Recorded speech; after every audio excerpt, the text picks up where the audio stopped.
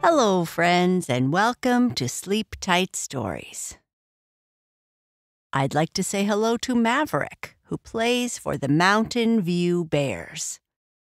Hello to Sabria, who had a great story idea.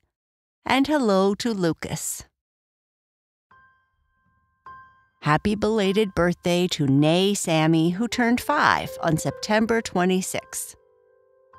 Happy belated birthday to Isaac, who turned 7 on September 27th. Mom, Dad, Emerson, Sydney, and Natalie love you very much. Stay curious, Isaac. Be bold and dream big. Happy belated birthday to LCT, who turned 8 on September 30th. You are the best sister and daughter we could ever ask for. We love you, Cookie, from Mama, Tate, and Otilia. Happy belated birthday to Augusta, who turned 10 on October 1st. Happy birthday, Gus Gus. We are so proud of you and we love you so, so much. Happy birthday to Tennessee from Post Falls, Idaho, who is turning 7 on October 6th. Mommy and Sissy love you so big. Happy birthday to Cash, who is turning 8 on October 6th and plays for the Mountain View Bears. And happy birthday to James and Jack, who have a birthday on October 8th. Happy birthday to you all. I hope you have a wonderful day. Shoutouts and birthday wishes are one way we give thanks to our supporters. If you would like to support us and receive more bedtime entertainment like this, all ad-free, please visit our support page at sleeptightstories.org/support. Thank you.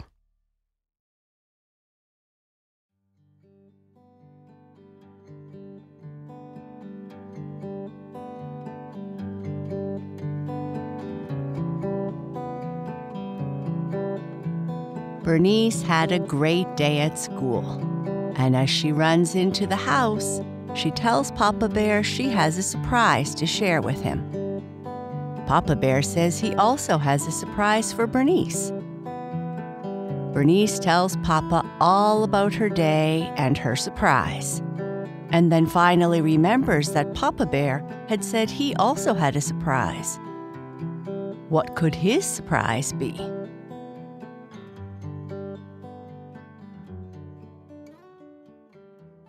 Papa Bear has a surprise. "Hi, Papa, I'm home," yelled Bernice as she ran in the front door of their small house, closed the door quietly, and dropped her heavy backpack on the floor. She kicked off her sneakers and started running down the hallway to the kitchen, but then ran back to put her sneakers away nicely. She ran into the kitchen and said, "Papa, the kitchen smells super yummy, but guess what? I have a surprise to share with you. It's super exciting, and you will never guess what the surprise is. Oh, and my stomach is making really, really loud noises." Well, you certainly sound excited about something. But guess what? I have a surprise for you, too. The cookies are still a bit hot, but I'll put some of them on a plate so we can enjoy a treat and listen to your surprise. After washing her hands, Bernice sat down at the table and took a big drink of milk.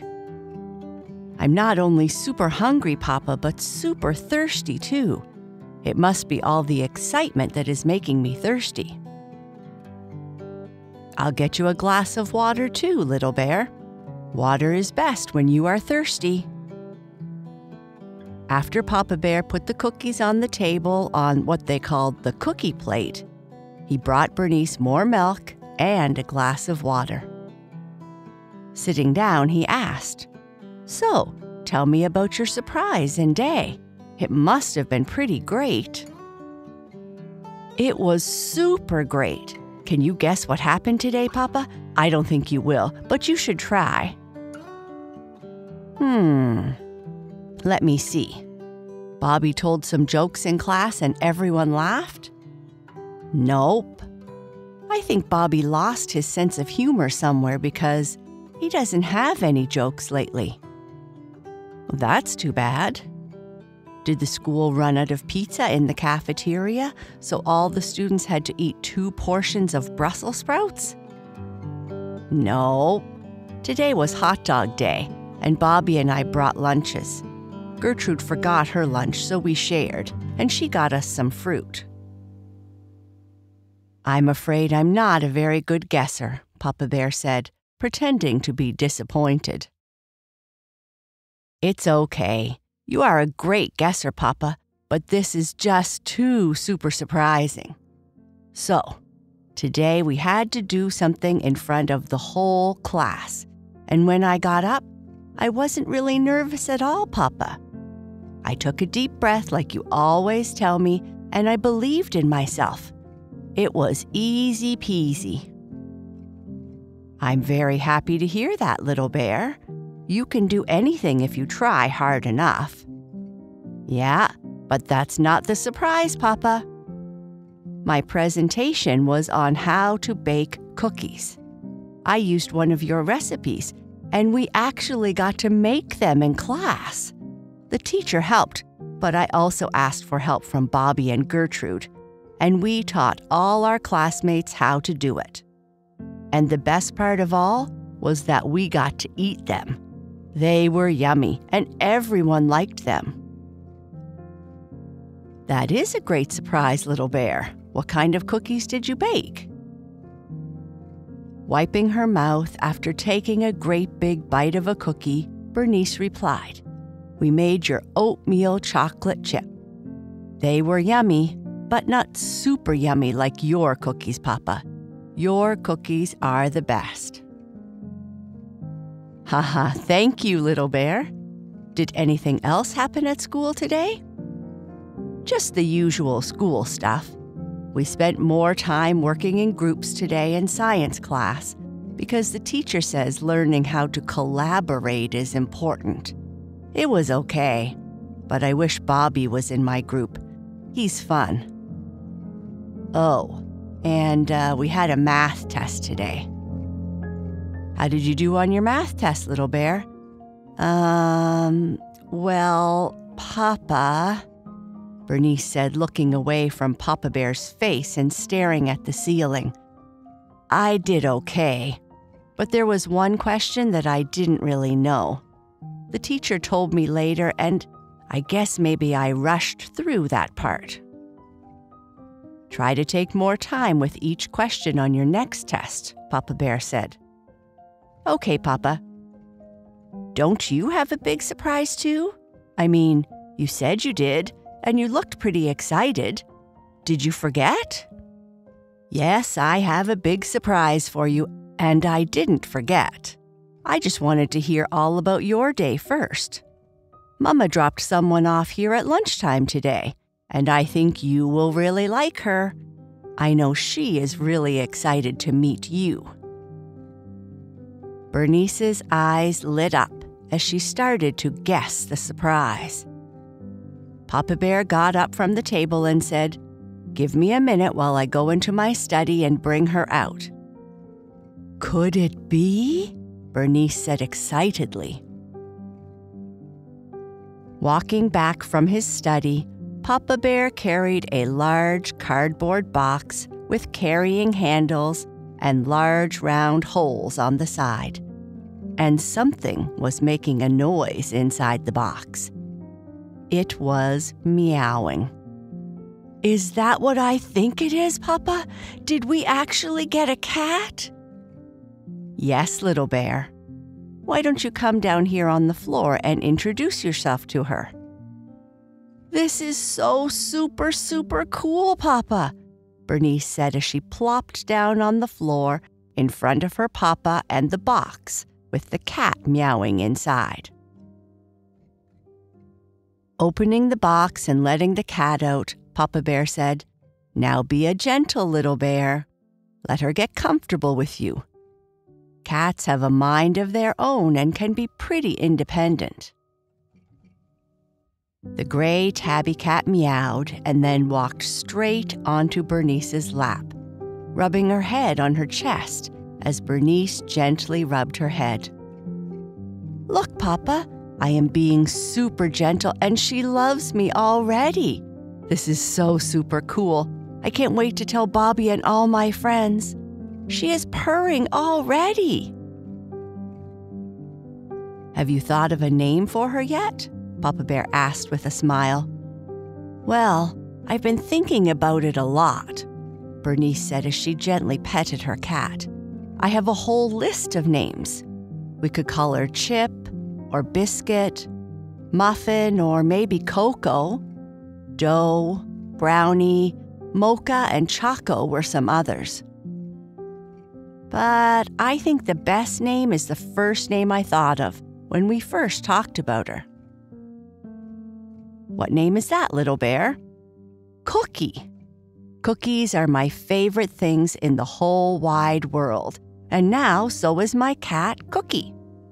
We are going to be the bestest of friends. She is even curling up on my lap and having a nap." "Cookie is a great name, and she seems to like it too. I can tell by the look on her face. Yeah, she is smiling."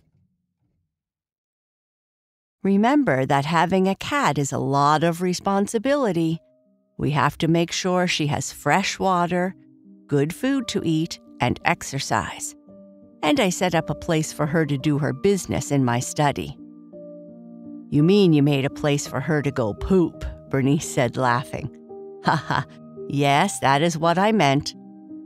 Don't worry, Papa. I'll do a good job and give her lots of love." "I know you will, little bear.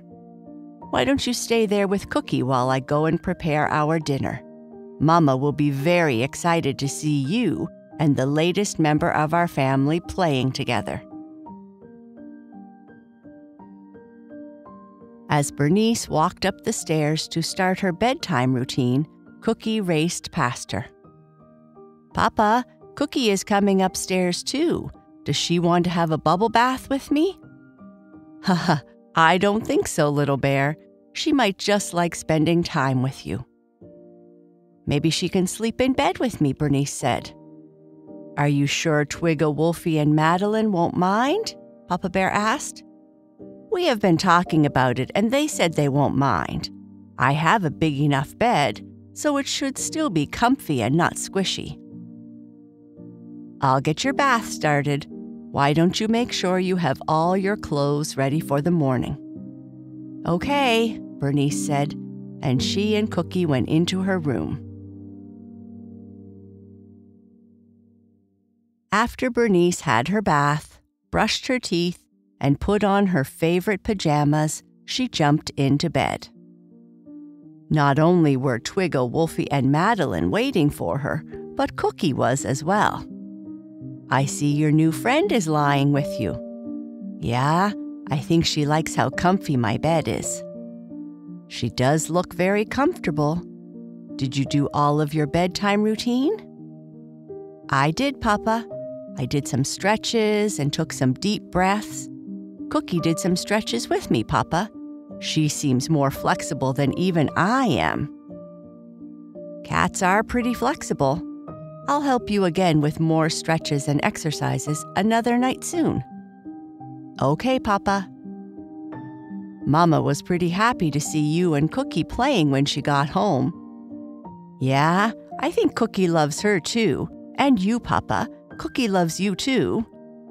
"But, Papa, Cookie can stay with us, right? I mean, I know you and Mama found her at the shelter, but you said once that maybe she wouldn't be able to stay with us forever." "We did find Cookie at the shelter. The animal shelter has many animals that need new families, so it was the best place for us to find a new family member. But don't worry, this is Cookie's forever home. She won't be going back to the shelter." "Phew, that's good, Papa. I was worried for a minute." "I'm sorry, little bear. I should have mentioned that right away, but it was so fun and exciting playing with her that I forgot." Bernice then let out a great big yawn. Papa, I think I am getting really sleepy. Do you have a short story you could tell me? Are you comfy and warm? Yes, Papa. How about Twigga, Wolfie, and Madeline? Would they like a story too? They said they would, and I think maybe Cookie would like to hear one too. Okay, I can make up a story with Cookie and then a longer one another night. Give me a big hug and a kiss, and I'll tell you a short story about Cookie. As Papa Bear bent over to give Bernice a hug and a kiss, Cookie came over and gave him a headbutt on his chin. Papa, Cookie gave you a kiss goodnight too. Ha, yes she did. Thank you, Cookie, Papa Bear said as he gently rubbed her head.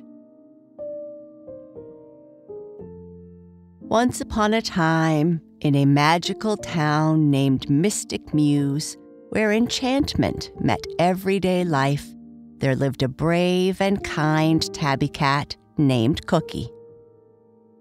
Mystic Mews was nestled right next to the magical Whimsy Woods, a forest known for its extraordinary inhabitants, talking sparrows, dancing flowers, and the occasional elusive unicorn. Cookie's little cottage, with its blue-tiled roof and cozy interiors, was located right where Mystic Mews ended and Whimsy Woods began. Cookie loved watching the sun rise over the town and set behind the mystical canopy of the woods. Cookie's best friend wasn't a fellow cat, but a playful squirrel named Sable. With his bushy tail and endless energy, Sable was always up for a new adventure. The two friends, although different in many ways, shared a common love for exploration and discovery.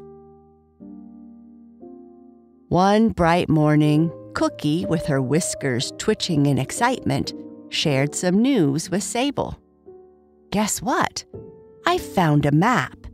It points to a hidden meadow in Whimsy Woods, where the rare moonlit daisies bloom, said Cookie.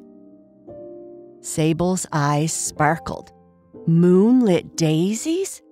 I've only heard legends about them.